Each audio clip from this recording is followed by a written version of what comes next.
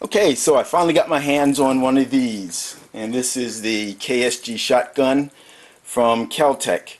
I actually purchased this on about the day after I purchased my Vepr 12. When I went to the store to pick it up, I saw one of these sitting on the shelf. And the first thing that I noticed about it was how short it was compared to the other shotguns that were up there on the shelf.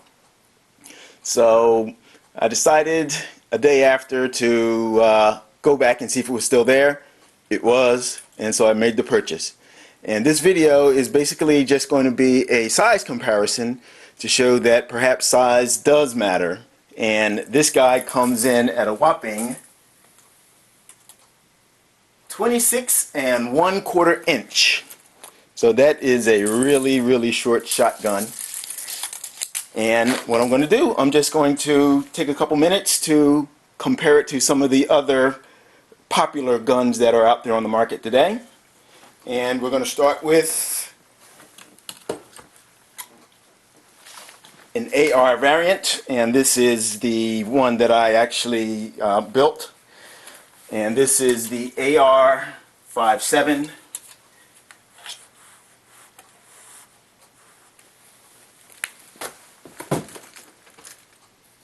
And the way I have it situated, you can't even see the entire length of the rifle.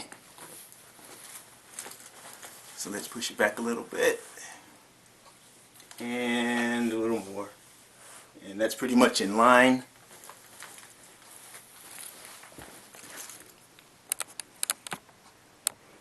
So that is a significant difference in length.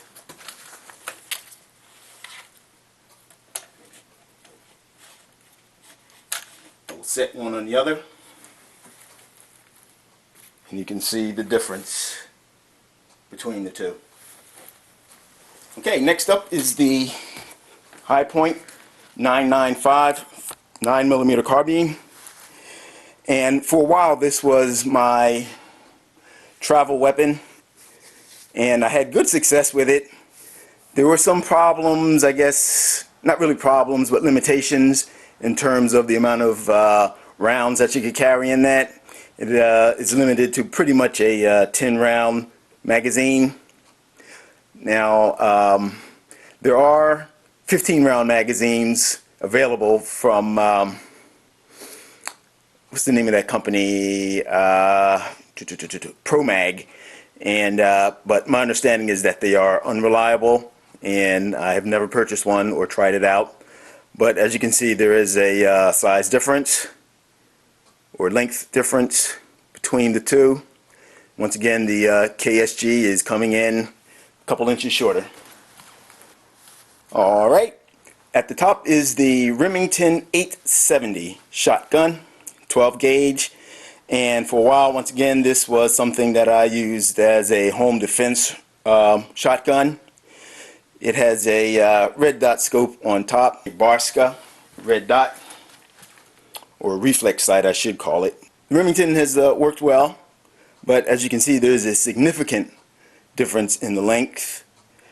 Both have 18-inch barrels, I believe, but with the bullpup design of the KSG, it really shortens things up a bit.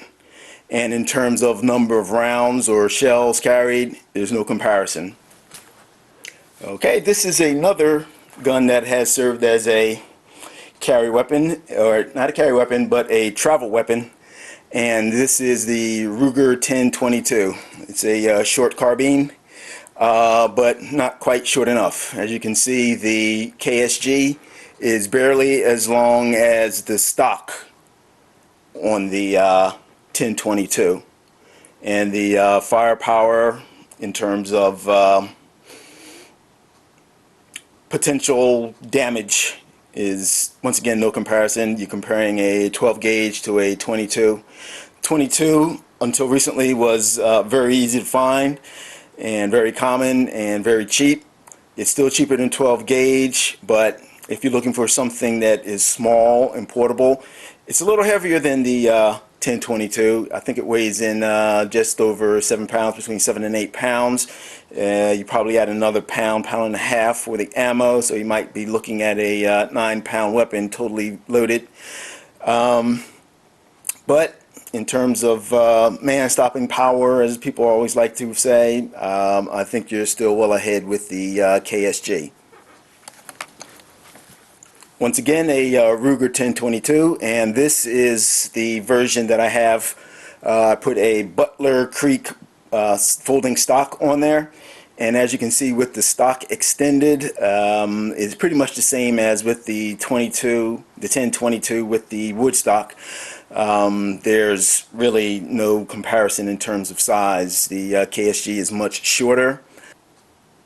So let's fold up the stock and see what they look like compared to each other. Okay, I have folded the stock on the 1022 with the Butler Creek, and they are nearly the same length. I think that the KSG actually has a slight advantage in terms of shorter length at that time, but let's put them on top of each other and see. As you can see, there's about an inch to 2-inch difference. The KSG shotgun still comes in a little shorter than the 1022 with the Butler Creek folding stock folded. And for those who like to use other things for home defense, this is my old Lecoq Sportif tennis racket. It's what I used to use in high school. You'll notice the head size is pretty small, and it's wood and beat up. Now, looks like the KSG is even a little shorter than the old style tennis racket. So, tennis racket's lighter, but you got to get a lot closer to use it. And unless you can really swing it really right, you're probably not going to really injure the individual. You might just make them mad. So I wouldn't suggest using the old Lecoq Sportif tennis racket for home defense. And last but not least, the old samurai sword. The KSG shotgun. Nope, I'm sorry, that is not a samurai sword. That is a ninja sword. That is something that I purchased a long time ago, and just for decorative purposes only. It's something that's it was cheap. It's inexpensive. The blade is rusted out now, but in any case, I still have it. And if I were to use that as home defense, I have to get a lot closer than the KSG shotgun, and you still have to know how to swing this thing. Perhaps that'll back them off a little quicker than the Lecoq Sportif tennis racket, but you would still have to, like I said, get a lot closer and make sure that you get the first strike in. Alright, thanks for watching, and any questions, comments, concerns, observations are always welcome. Thanks. Bye-bye.